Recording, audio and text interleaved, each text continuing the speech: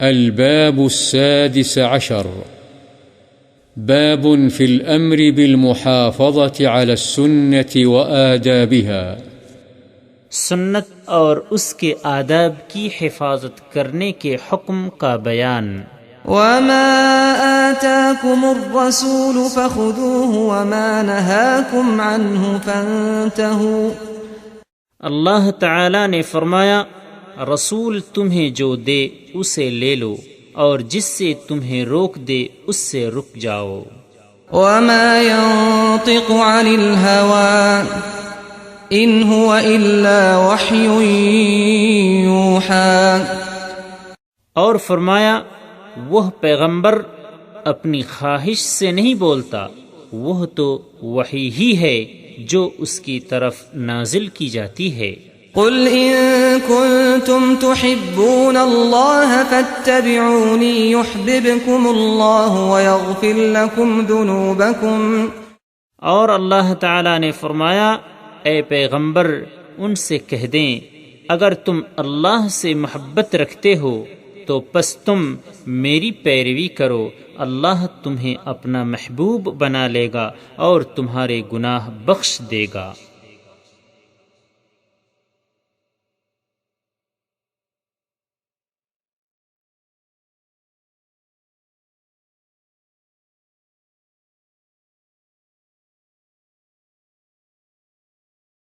اور فرمایا یقیناً تمہارے لیے رسول اللہ صلی اللہ علیہ وسلم کی ذات میں بہترین نمونہ ہے اس شخص کے لیے جو اللہ پر اور یوم آخرت پر یقین رکھتا.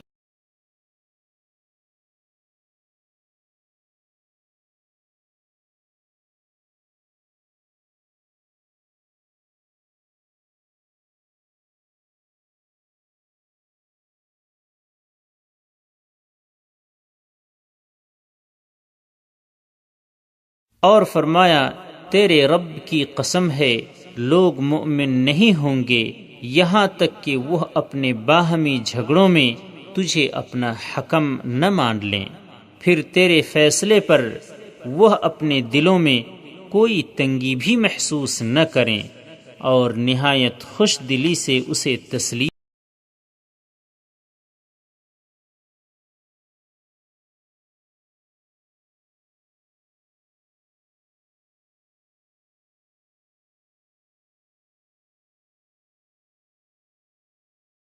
اللہ نے فرمایا اگر کسی چیز کی بابت تمہارا آپس میں جھگڑا ہو جائے کہ جائز ہے یا ناجائز تو تم اسے اللہ اور اس کے رسول کی طرف لوٹا دو اگر تم اللہ پر اور یوم آخرت پر ایمان رکھتے ہو.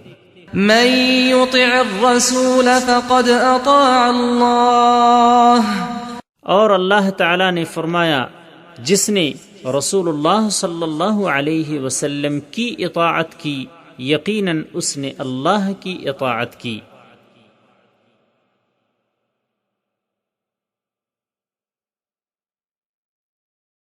اور اللہ تعالی نے فرمایا یقیناً تو سیدھے راستے کی طرف رہنمائی کرتا ہے جو اللہ کا راستہ ہے. فَلْيَحْذَرِ الَّذِينَ يُخَالِفُونَ عَنْ أَمْرِهِ أَن تُصِيبَهُمْ فِتْنَةٌ أَوْ يُصِيبَهُمْ عَذَابٌ أَلِيمٌ. اور اللہ تعالی نے فرمایا رسول کے حکم کی مخالفت کرنے والوں کو اس امر سے ڈرنا چاہیے کہ وہ کسی آزمائش سے دوچار نہ ہو جائیں یا انہیں کوئی دردناک عذاب نہ آ پہنچے.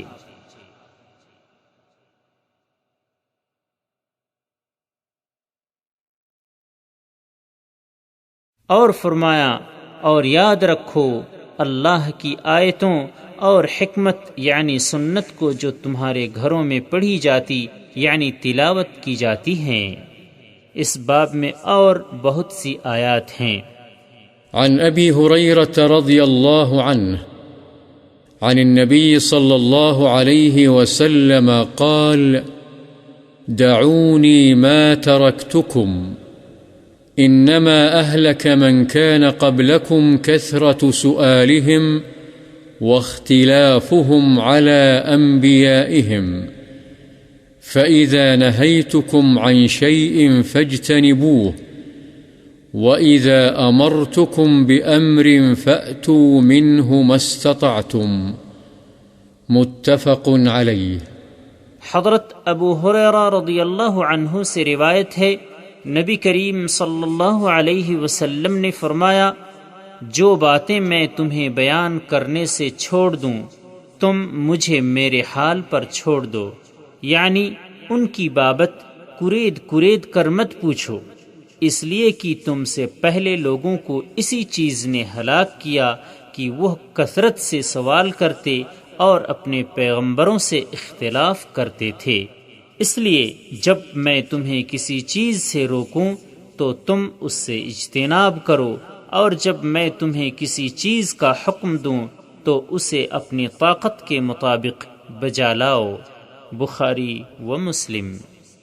عن أبي نجيح العرباض بن سارية رضي الله عنه قال: وعظنا رسول الله صلى الله عليه وسلم موعظة بليغة وجلت منها القلوب وذرفت منها العيون، فقلنا يا رسول الله كأنها موعظة مودع فأوصنا. قال: أوصيكم بتقوى الله والسمع والطاعة، وإن تأمر عليكم عبد حبشي، وإنه من يعش منكم فسيرى اختلافا كثيرا، فعليكم بسنتي وسنة الخلفاء الراشدين المهديين، عضوا عليها بالنواجذ، وإياكم ومحدثات الأمور، فإن كل بدعة ضلالة. رواه أبو داود والترمذي وقال حديث حسن صحيح.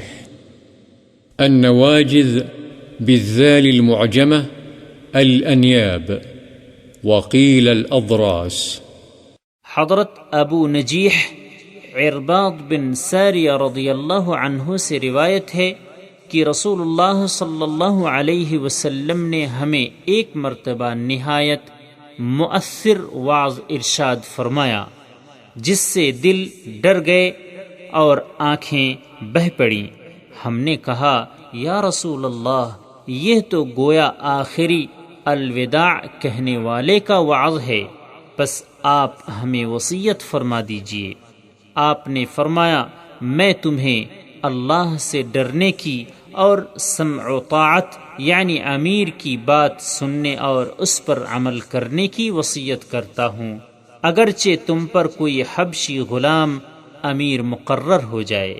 یاد رکھو، تم میں سے جو میرے بعد زندہ رہے گا وہ بہت اختلاف دیکھے گا، بس تم میری سنت کو اور ہدایت یافتہ خلفاء راشدین کے طریقے کو لازم پکڑنا، ان کو دانتوں سے مضبوط پکڑ لینا، دین میں نئے نئے کام یعنی بدعات ایجاد کرنے سے بچنا، اس لیے کہ ہر بدعت گمراہی ہے۔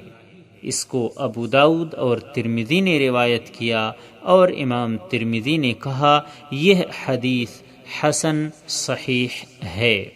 عن أبي هريرة رضي الله عنه أن رسول الله صلى الله عليه وسلم قال: كل أمتي يدخلون الجنة إلا من أبى.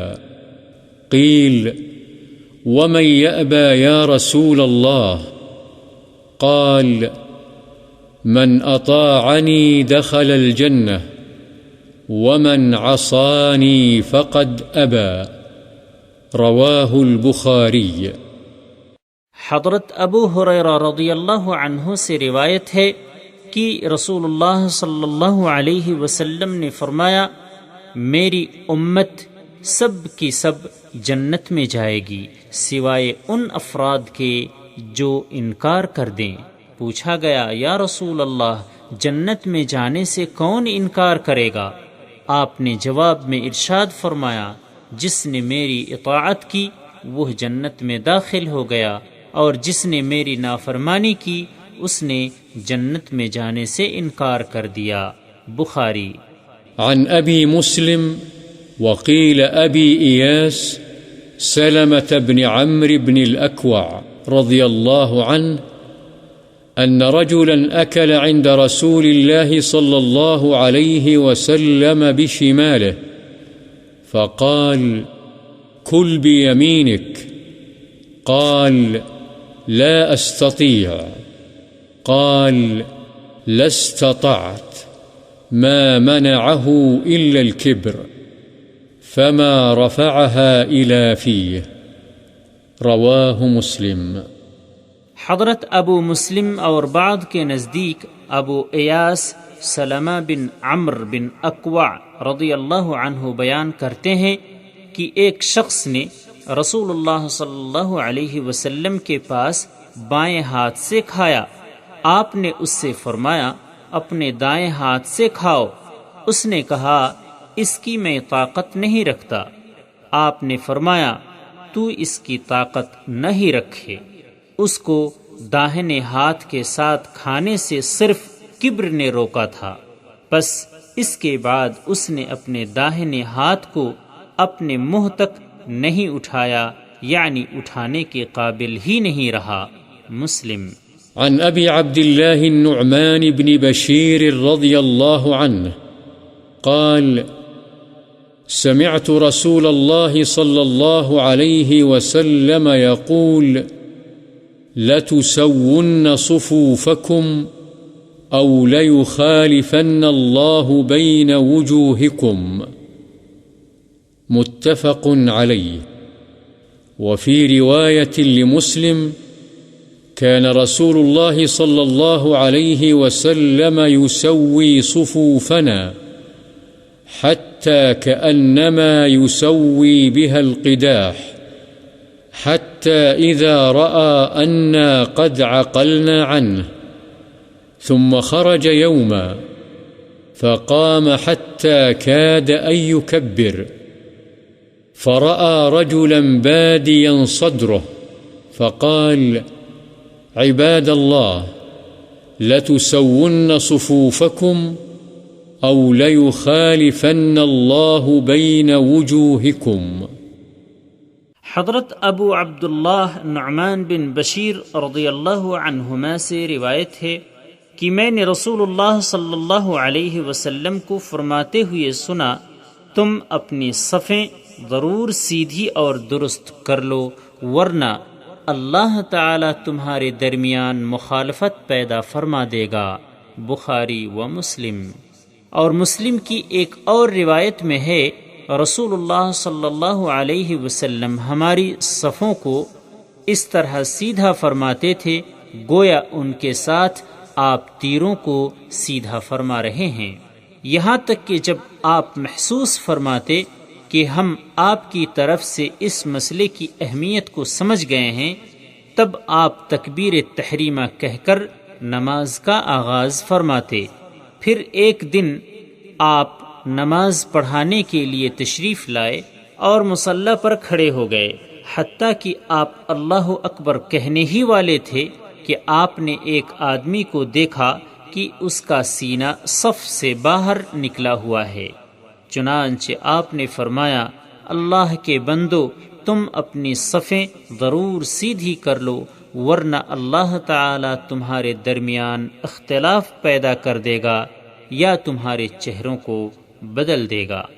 عن ابی موسیٰ رضی اللہ عنہ قال: احترق بیت بالمدینة على أهله من الليل، فلما حدث رسول الله صلى الله عليه وسلم بشأنهم قال: إن هذه النار عدو لكم، فإذا نمتم فأطفئوها عنكم. متفق علیہ۔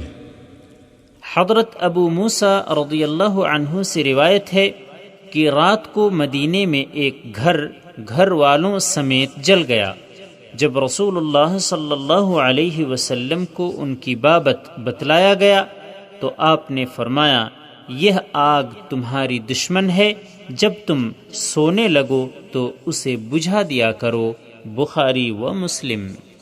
عنه رضي الله عنه قال قال رسول الله صلى الله عليه وسلم إن مثل ما بعثني الله به من الهدى والعلم كمثل غيث أصاب أرضا فكانت منها طائفة طيبة قبلت الماء فأنبتت الكلأ والعشب الكثير، وكان منها أجادب أمسكت الماء فنفع الله بها الناس فشربوا منها وسقوا وزرعوا، وأصاب طائفة منها أخرى إنما هي قيعان لا تمسك ماء ولا تنبت كلأ، فذلك مثل من فقه في دين الله تعالى ونفعه ما بعثني الله به فعلم وعلم، ومثل من لم يرفع بذلك رأسا ولم يقبل هدى الله الذي أرسلت به۔ متفق عليه۔ فقه بضم القاف على المشهور، وقيل بكسرها أي صار فقيها۔ انہی حضرت ابو موسیٰ رضی اللہ عنہ سے روایت ہے، رسول اللہ صلی اللہ علیہ وسلم نے فرمایا، اس ہدایت اور علم کی مثال جس کے ساتھ اللہ نے مجھے بھیجا ہے اس بارش کی مانند ہے جو زمین کو پہنچے، پس اس زمین کا کچھ حصہ تو اچھا تھا جس نے پانی کو اپنے اندر جذب کر لیا اور گھاس نیز بہت سی سبزیاں اگائیں، اور ایک حصہ اس کا غیر آباد یعنی بنجر تھا جس نے پانی جذب تو نہیں کیا، روک لیا، پس اس پانی سے اللہ نے لوگوں کو فائدہ پہنچایا، لوگوں نے اس سے پانی پیا اور پلایا اور کھیتیوں کو سیراب کیا، اور وہ بارش زمین کے ایک اور حصے کو بھی پہنچی جو چٹیل میدان تھا، جو پانی روکتا اور نہ گھاس اگاتا۔ پس یہ مثال اس شخص کی جس نے اللہ کے دین میں سمجھ حاصل کی اور اس علم و ہدایت سے اللہ نے اسے نفع پہنچایا جس کے ساتھ اللہ نے مجھے بھیجا، پس اس نے خود بھی دین سیکھا اور دوسروں کو بھی سکھلایا، اور یہ دوسری مثال اس شخص کی ہے جس نے اس علم و ہدایت الہی کی طرف اپنا سر بھی نہیں اٹھایا اور نہ وہ ہدایت ہی قبول کی جس کے ساتھ مجھے بھیجا گیا۔ بخاری و مسلم۔ عن جابر رضي الله عنه قال قال رسول الله صلى الله عليه وسلم مثلي ومثلكم كمثل رجل أوقد نارا فجعل الجنادب والفراش يقعن فيها وهو يذبهن عنها وأنا آخذ بحجزكم عن النار وأنتم تفلتون من يدي۔ رواه مسلم۔ الجنادب نحو الجراد، والفراش هذا هو المعروف الذي يقع في النار، والحجز جمع حجزة وهي معقد الإزار والسراويل۔ حضرت جابر رضی اللہ عنہ سے روایت ہے، رسول اللہ صلی اللہ علیہ وسلم نے فرمایا، میری اور تمہاری مثال اس آدمی کی طرح ہے جس نے آگ جلائی تو پتنگے اور پروانے اس میں گرنے لگے اور وہ ان کو اس آگ سے دور ہٹاتا رہے۔ میں بھی تمہاری کمروں سے پکڑ پکڑ کر تمہیں جہنم کی آگ سے بچا رہا ہوں، لیکن تم میرے ہاتھوں سے چھوٹے جاتے اور نار جہنم میں گرتے جاتے ہو۔ مسلم۔ عنه رضي الله عنه أن رسول الله صلى الله عليه وسلم أمر بلعق الأصابع والصحفة وقال: إنكم لا تدرون في أيها البركة. رواه مسلم. وفي رواية له: إذا وقعت لقمة أحدكم فليأخذها فليمط ما كان بها من أذى وليأكلها ولا يدعها للشيطان ولا يمسح يده بالمنديل حتى يلعق أصابعه فإنه لا يدري في أي طعامه البركة. وفي رواية له: إن الشيطان يحضر أحدكم عند كل شيء من شأنه حتى يحضره عند طعامه، فإذا سقطت من أحدكم اللقمة فليمط ما كان بها من أذى فليأكلها ولا يدعها للشيطان. انہیں حضرت جابر رضی اللہ عنہ سے روایت ہے، رسول اللہ صلی اللہ علیہ وسلم نے کھانے کے بعد انگلیاں اور پیالہ چاٹ لینے کا حکم دیا اور فرمایا: تم نہیں جانتے کہ ان میں سے کس میں برکت ہے۔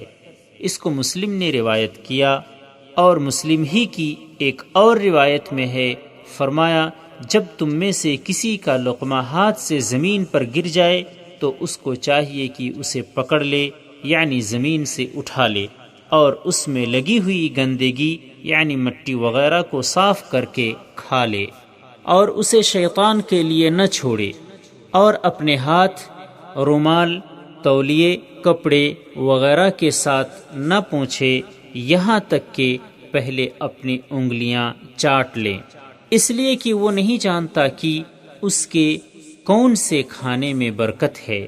اور اسی مسلم کی ایک اور روایت میں ہے کہ شیطان تمہارے پاس تمہاری ہر چیز میں حاضر ہوتا ہے، یہاں تک کہ کھانے کے وقت بھی۔ پس جب تم میں سے کسی کے ہاتھ سے لقمہ گر جائے تو اس کو چاہیے کہ اسے اٹھا کر اس میں لگی ہوئی گندگی صاف کر لے اور کھا لے، اور اسے شیطان کے لیے نہ چھوڑے۔ عن ابن عباس رضی اللہ عنہما قال: قام فينا رسول الله صلى الله عليه وسلم بموعظة فقال: أيها الناس، إنكم محشورون إلى الله تعالى حفاة عراة غرلا، كما بدأنا أول خلق نعيده وعدا علينا إنا كنا فاعلين. ألا وإن أول الخلائق يكسى يوم القيامة إبراهيم صلى الله عليه وسلم.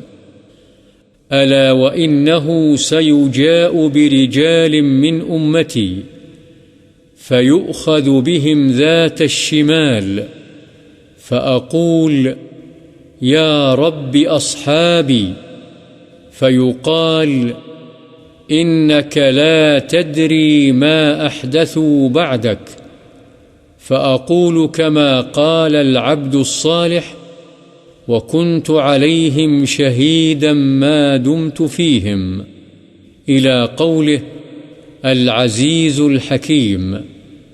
فيقال لي: إنهم لم يزالوا مرتدين على أعقابهم منذ فارقتهم. متفق عليه. غرلا أي غير مختونين. حضرت ابن عباس رضی اللہ عنہما سے روایت ہے کہ رسول اللہ صلی اللہ علیہ وسلم ہم میں وعظ و نصیحت فرمانے کھڑے ہوئے تو ارشاد فرمایا: اے لوگو، تم سب اللہ کی طرف ننگے پاؤں، ننگے بدن اور غیر مختون جیسے ماں کے پیٹ سے پیدا ہوئے تھے اکٹھے کیے جاؤ گے۔ اللہ تعالیٰ کا فرمان ہے: جس طرح ہم نے تمہیں پہلی مرتبہ پیدا کیا ہم اسے دوبارہ لوٹائیں گے، یہ ہمارا وعدہ ہے، ہم یقیناً پورا کرنے والے ہیں۔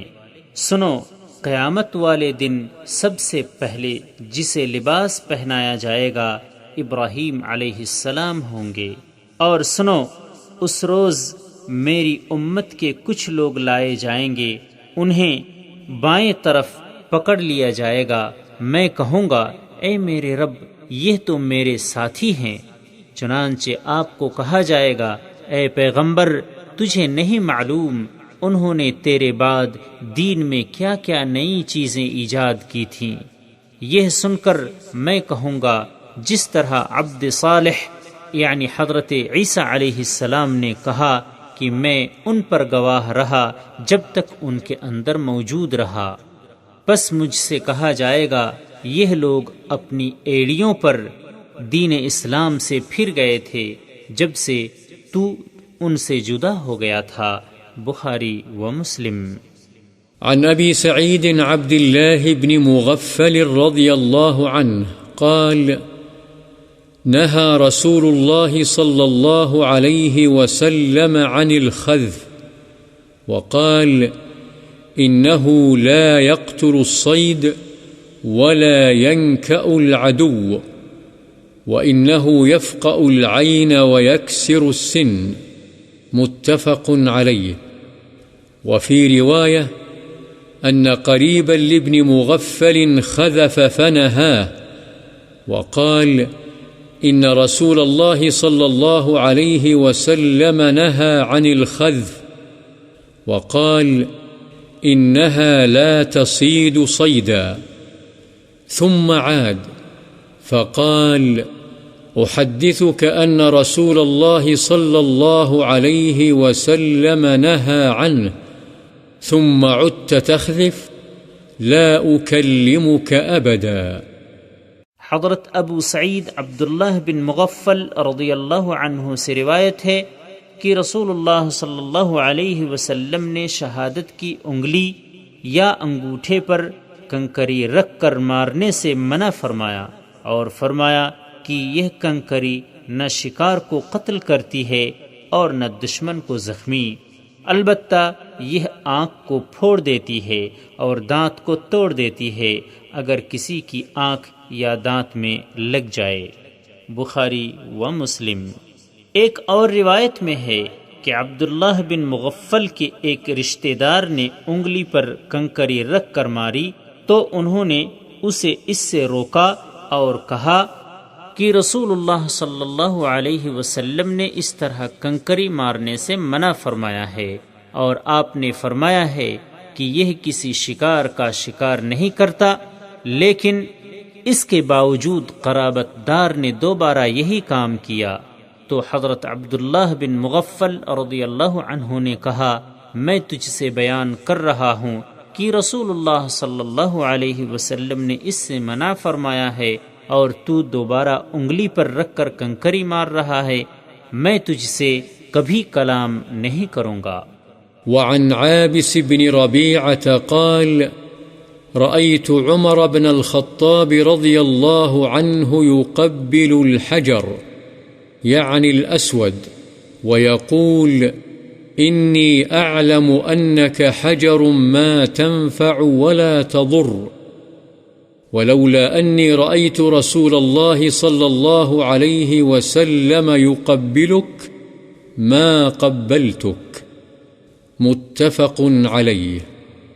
عابس بن ربیعہ کہتے ہیں میں نے عمر بن خطاب رضی اللہ عنہ کو حجر اسود کو بوسہ دیتے ہوئے دیکھا اور آپ فرما رہے تھے میں جانتا ہوں تو ایک پتھر ہے، نہ نفع دے سکتا ہے نہ نقصان پہنچا سکتا ہے، اگر میں نے رسول اللہ صلی اللہ علیہ وسلم کو تجھے بوسہ دیتے ہوئے نہ دیکھا ہوتا تو میں تجھے کبھی بوسہ نہ دیتا۔ بخاری و مسلم۔